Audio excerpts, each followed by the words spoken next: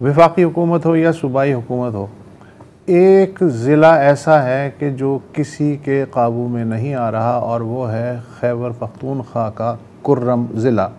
वहाँ जिरगे बैठ चुके हैं, अमन मायदे हो चुके हैं, कस्में वादे हो चुके हैं, उसके बावजूद कुर्रम काबू में नहीं आ रहा। ताज़ा तरीन वारदात कल हुई है जब लोअर कुर्रम में एक कॉन्वॉय पे हमले में, और उसके बाद 3 हमले हुए वक्फे से। उसमें एक फ़ौजी और पुलिस वालों समेत और 4 FC जवानों समेत 5 सिक्योरिटी अहलकार जहाँ भाग हैं, लेकिन तादाद जो है वो कम या ज़्यादा हो सकती है। थल पारा चनार रोड ट्रैफिक के लिए बंद कर दिया गया है।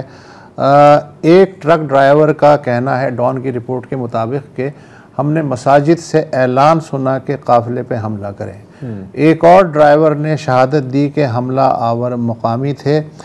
सिक्योरिटी दस्तों की मदद के लिए हेलीकॉप्टर भी तलब किया गया। कुर्रम में गुज़िश्ता दिनों भरपूर ऑपरेशन की खबरें आ रही थी। जगह जगह सूबाई हुकूमत ने कल के वाक़े के बाद एक और ऑपरेशन की मंजूरी दी और आज इसके लिए जो 4 देहात हैं जहां एम्बुश हुआ था उसके करीब के 4 देहातों को खाली करवा लिया गया है। जो सूबाई हुकूमत के तर्जुमान है बैरिस्टर सैफ, उनका कहना है कि अमन माहिदे के मुताबिक ये अमन कमेटी की ज़िम्मेदारी थी कि वो इस तरह के जो मुजरिम हैं उनको हुकूमत के हवाले करें, मगर अमन कमेटी इस काम में नाकाम रही। Ali Akbar bureau chief, Dawn bureau chief Peshawar साथ इस वक्त मौजूद हैं। अली अकबर साहब, हर चीज़ में कहा जा रहा है नाकाम हुई, देख लेंगे कर लेंगे, कामयाब फिर किस चीज़ में हुई हुकूमत? तब इस बार जो कुर्रम का मामला है तो माजी के मुकाबले में जो अमन कायम करने की कोशिशें है वो ताहाल संजीदा नज़र आ रही है। ये ज़रा सा उसमें फ़र्क है। और पहले जो है वो कोशिशें की गई मुज़ाकरात की, जिरगों की, फिर उसके लिए अमन कमेटियाँ कायम की गई और उसमें 3 नुकात रखे गए थे कि असलहा जमा कराना होगा, इसी तरह सड़कें जो है खुलेंगी और बंकर जो है वो मसमार किए जाएंगे। तो उसमें पेशरफ्त हो गई है और ये तकरीबन जो आज सिक्योरिटी ज़राए के मुताबिक तकरीबन 200 तक जो बंकर्स है उसका खात्मा किया गया है और उसके साथ जो है इसी तरह असलहा जमा कराने पर भी दोनों फरीक राजी हो चुके हैं। अब जो है 1 मार्च तक डेडलाइन दी गई है। ताहम वो जो अमन कमेटी आती और जिनकी ये जिम्मेदारी जो है जिरगे में दी गई थी कि कोई शरपसंदी की कार्रवाई होगी तो वो जो है जिम्मेदारों का तयन करेगी और इस मामले में जो है वो रियासत और हुकूमत का साथ देगी। तो वो अमन कमेटियां अब तक जो है वो वादा पूरा करती हुई नजर नहीं आ रही है। और कल का जो वाकया हुआ है बगन में, तो उसके बाद हालात जो है यकसर तब्दील होते हुए नजर आ रहे हैं और अब आज और कल सिक्योरिटी और सिविल जो हुकाम थे उनका 2 दिन मुतवातिर इजलास हुए और उसमें ये अटल फैसला किया गया है कि जो वहाँ पर इलाके थे, पहले भी वहाँ से काफिलों पर हमले हुए थे और ये लोअर कुर्म के इलाके जो 4 देहात है वह उसको जो है खाली कराने का फैसला किया गया है और वहाँ पर जो है ऑपरेशन भी होगा।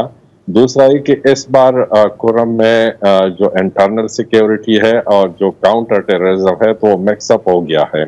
ये उसमें आज के इजलास में जो ज़राए से हमारी बात हुई तो उनका ये कहना था कि कल का जो वाक़या हुआ है तो उनके पास जो है वो शवाहिद आ चुके हैं कि इस मामले में जो है शरपसंद अनासर यानी कदादम तंजीमें जो है वो मौजूद है और उसके बाद जो है फैसला किया गया है कि अब वहाँ पर ऑपरेशन होगा और इसके साथ साथ जो मकामी लोग उनका साथ देंगे, इस साथ जो दे रहे हैं तो उनके खिलाफ भी कार्रवाई की जाएगी।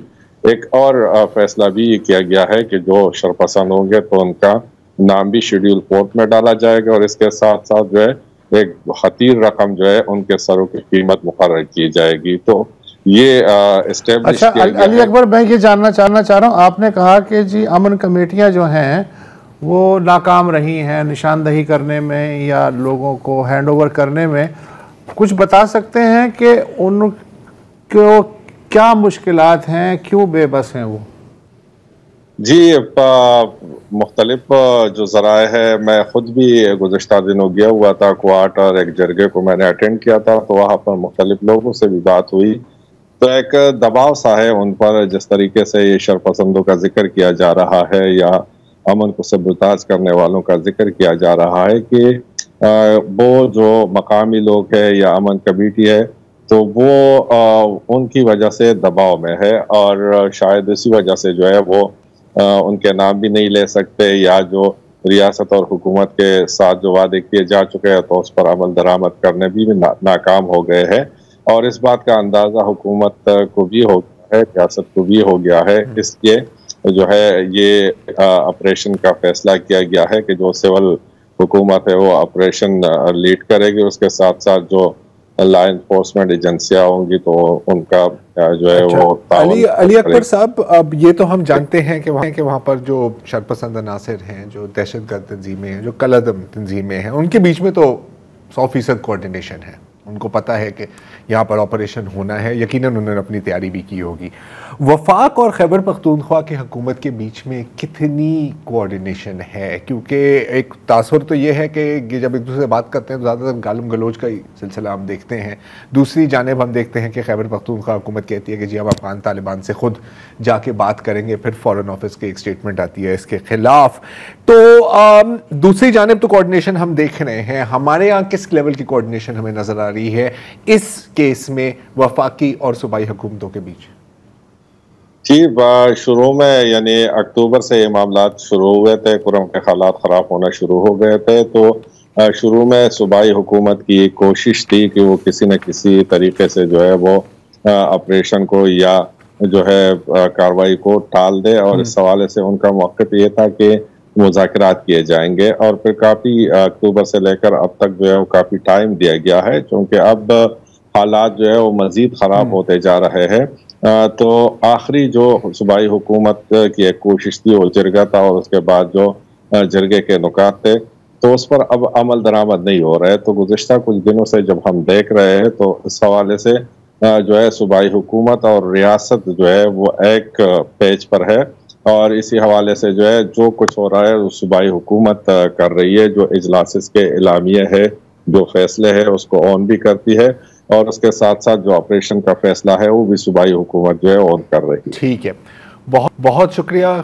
तो ये वाज़े है कि जो हैं वो नाकाम हो गए। एक हद तक उन्हें भी तो वहीं रहना है ना, उन्हें वहीं पर और वो कॉम्प्रोमाइज भी हैं, उन पर दबाव भी है, खौफ भी है। तो अब वही है मिलिट्री। लेकिन जब आप मिलिट्री कॉन्वॉयज के ऊपर अटैक कर सकते हैं तो झिड़का कौन सी चीज़ है आपके सामने, ठीक है ना। और दूसरी बात है कि मुझे जो चीज़ की फिक्र है कि वहाँ पर जो दहशतगर्द अनासिर हैं और they are dug in, they are ready and waiting कि एक ऑपरेशन होगा। तो बस अच्छा, और एक बात समझ नहीं आ रही, 4 देहात खाली करा लिए गए तो जो मुलव्विस लोग हैं वो भी तो निकल लिए होंगे ना, कुछ हद तक जो मकामी है उनमें से, लेकिन जो बाहर के हैं हमें कहते हैं ना फ्लश आउट। लेकिन देखिए अगेन, अगर आप फ्लश आउट, अगर पहले आप खाली नहीं करेंगे तो फिर आपको पता है क्या होगा उसमें। हाँ नहीं वो तो है, लेकिन it is a question of bad choice and worst choice. Good choice नहीं है आपके पास, टारगेटेड ऑपरेशन के अलावा कुछ नहीं है। सो इस वक्त वो भी कहने की एक चीज होती है सर, असल में होता क्या है टारगेट? इस वक्त the only choice is to take a break